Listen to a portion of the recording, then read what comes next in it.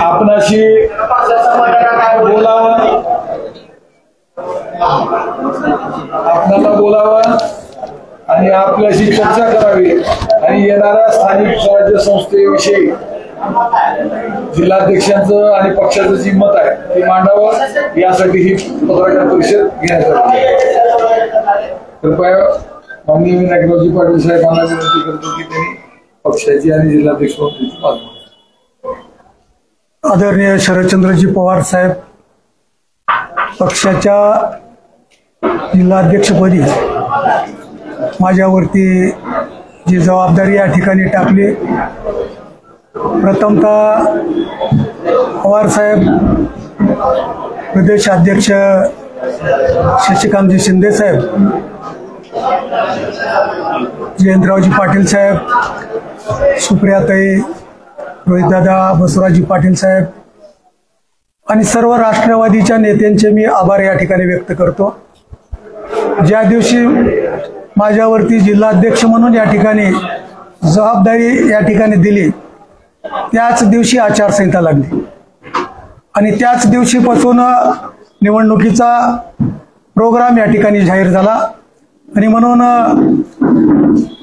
खूप या ठिकाणी अडचणीच्या काळात म्हणल्यापेक्षा कमी दिवसामध्ये लोकांचे मत जाणून घ्यावं लागणार आहे आणि त्या माध्यमातून या ठिकाणी निवडणुकीला पुढे जावं लागणार आहे.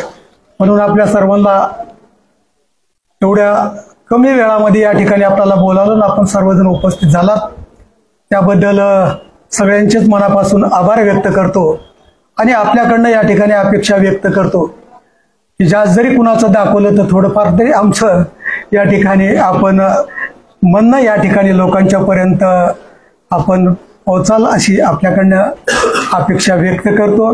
आज तर आपल्या सर्वांना माहिती आहे की आज महाराष्ट्रातली देशातली राजकीय काय परिस्थिती आहे.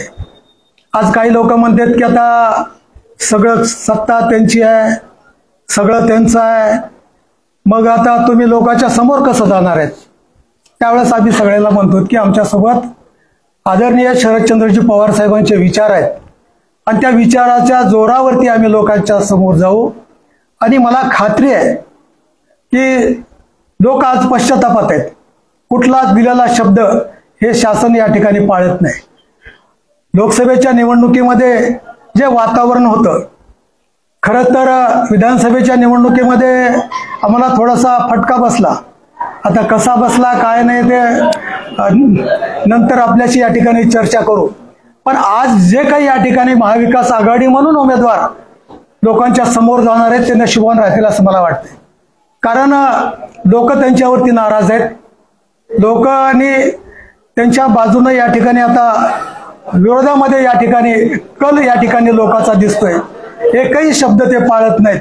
निवडणुकीच्या रणांगणामध्ये आम्ही त्या सगळ्या गोष्टी लोकांच्या समोर या ठिकाणी मांडू, आपल्याही समोर या ठिकाणी मांडू. ह्या लोकांनी आतापर्यंत राजकारण करत असताना कशा भूलथापा दिल्या, कशा थापा दिल्या, कसं लोकांना गंडवण्याचा प्रयत्न केला, कसं लोकांना त्यांनी बनवलं आणि आजही बनवत आहेत, ह्या सगळ्या सविस्तर आपल्या समोर या ठिकाणी मांडू. आज आपल्याकडनं एवढीच आमची अपेक्षा आहे, कधीतरी सत्याची बाजू, खऱ्याची बाजू आणि जे काही खऱ्या अर्थाने या देशातलं स्वातंत्र्य असेल, संविधान असेल, लोकशाही असेल, हे टिकवण्याच्यासाठी सगळ्यात मोठी जबाबदारी मला वाटते की आपली असणार आहे आणि ती जबाबदारी जर आपण पूर्ण केली तर निश्चित आमच्यासारख्याला फायदा या ठिकाणी होऊ शकणार आहे. माझी आपल्याकडनं एवढीच अपेक्षा आहे. जे सत्य आहे, जे खरं आहे, जे लोकांच्यासाठी करणं अपेक्षित आहे, त्या गोष्टी आपण या ठिकाणी आम्हाला सहकार्य करावं. थोड्याच दिवसामध्ये आम्ही पूर्ण जिल्ह्यामध्ये दौरा करू आणि जिल्ह्यामध्ये आमची ताकद, कारण आदरणीय पवार साहेबांच्या राष्ट्रवादीच्या पक्षाशिवाय या जिल्ह्यामध्ये महिन्याच्या आत या ठिकाणी दाखवून देऊ, एवढाच आपल्याला शब्द देतो. थांबतो.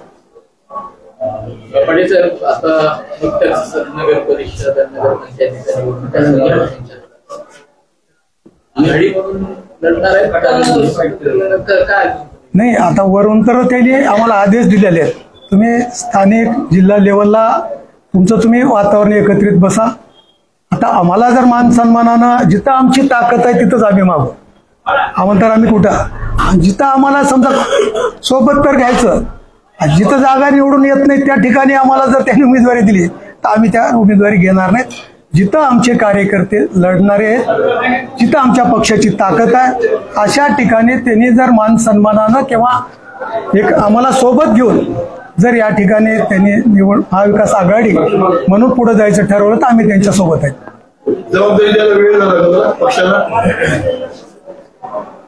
नाही. काय झालं, मग नाशिकचा ज्यावेळेस पहिला मोर्चा काढला त्यावेळेस काही 10-15 जे आमच्या पक्षाचे त्याच्यामध्ये संजय शेटे साहेब असतील असे काही टीम म्हणून तिथं काम केले ते. त्यावेळेस मग ते रोहितदादा आणि शशिकांत शिंदे साहेब म्हणाले की हे 10-15 लोक, त्यामध्ये बसवराज पाटील साहेब तर अगोदरच, पण ह्या 10 लोकांना आमच्या सोबत घेऊन महाराष्ट्रात काम करायचे. आणि म्हणून संजय भाऊला या ठिकाणी वर घेतलं त्यांनी, म्हणजे महाराष्ट्रातल्या टीममध्ये. मग त्यांनी सांगितले की मग इथं विनायकरावावर जबाबदारी द्या. आता तुम्हालाही माहिती आहे, आता निवडणूक डोळ्यासमोर आहे, एवढ्या कमी दिवसात आपल्याला हे सगळं या ठिकाणी वातावरण निर्माण करायचं आहे. आणि माझी खात्री आहे की 15 दिवसामध्ये या जिल्ह्यामध्ये एक चांगल्या पद्धतीचं आदरणीय पवार साहेबांच्या राष्ट्रवादीचं वातावरण आपल्याला पाहायला मिळेल. पाटील साहेबांसारखी बुलंद तोफ असताना पाटील साहेब दिसले महाराष्ट्रात. संजय भाऊ आता आहेत का वरून गेले? नाही, आज मुंबईत असतील ते, त्यांच्यावर पाटील साहेबांची भाषा आहे ना, त्यांना वर घेतलं. वर म्हणजे प्रदेशवरती काम कार्यकर्त्याशी कधी चर्चा करणार, त्याचे मत कधी जाणून घेणार तुम्ही साहेब? काम करणाऱ्या माणसाला मत आम्हाला सगळं अगोदरच जाणीव आहे. तुम्हाला माहिती आहे 2 वेळेस अपक्ष म्हणून निवडून आलोय त्या मतदारसंघात. आणि अपक्ष म्हणून सांगा, म्हणजे कुठलाही बाकीच्या पक्षाचा कुठलाच ते अनुभव आहे. आता तर पवार साहेबांची एवढी मोठं विचाराची ताकद आणि बसवराज पाटील साहेबांचं नेते म्हणून 2 वेळेस निवडून आला, आता कार्यकर्त्यांची निवडणूक आहे. कार्यकर्त्याच्या निवडणूक समिती, मार्केट कमिट्या आणि मागच्या वेळेस 9 जिल्हा परिषदचे आणले होते मतदारसंघातून. पहिल्यांदा ते आमदार असताना शिरूर मधून सुद्धा जिल्हा परिषदचा सदस्य मी केला होता. ते आमदार असताना पंचायत समितीचा सदस्य केला होता. तुम्हाला चित्र या निवडणुकीमध्ये निश्चित वेगळं तुम्हाला दाखवून देतो. वेळ जरी कमी असला तर अनुभव खूप मोठा आहे. अजून एक पक्षाचे जिल्हाध्यक्ष तुमच्या गावातले आहेत, अहमदपूर, ते कार्यकर्ते असं कसं म्हणजे पूर्ण कसे तुम्ही म्हणजे उद्धव साहेब ठाकरेच्या पक्षातले म्हणतात का? दुसऱ्या एका पक्षाचे जिल्हाध्यक्ष ग्रामीणचे पुढचेच आहे, तुम्ही आता ग्रामीणचे जिल्हाध्यक्ष नाही, ग्रामीणचं कुठल्या पक्षाचं नाही जिल्हाध्यक्ष होते का? हा, ते जिल्हाध्यक्ष आहेत. आता कुठे जिल्हाध्यक्ष आहेत?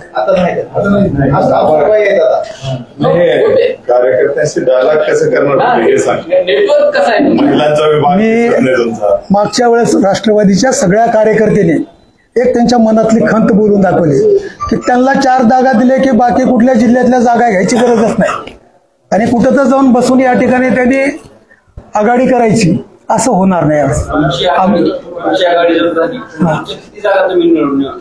मी आज काही सांगत नाही.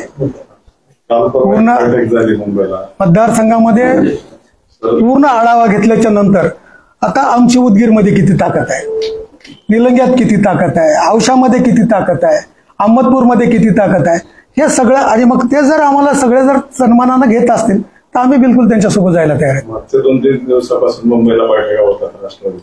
पवार साहेब स्वतः भाजप सोडून आपल्याला युती करायची.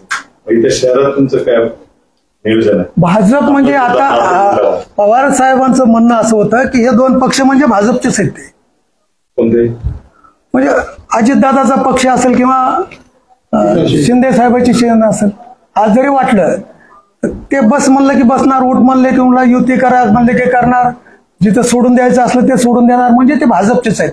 त्यांना सोडून युती करा असं सांगितले त्यांनी, आपल्या आघाडी करा. लातूर शहर महानगरपालिकेची जागा वाढणार का? 101%.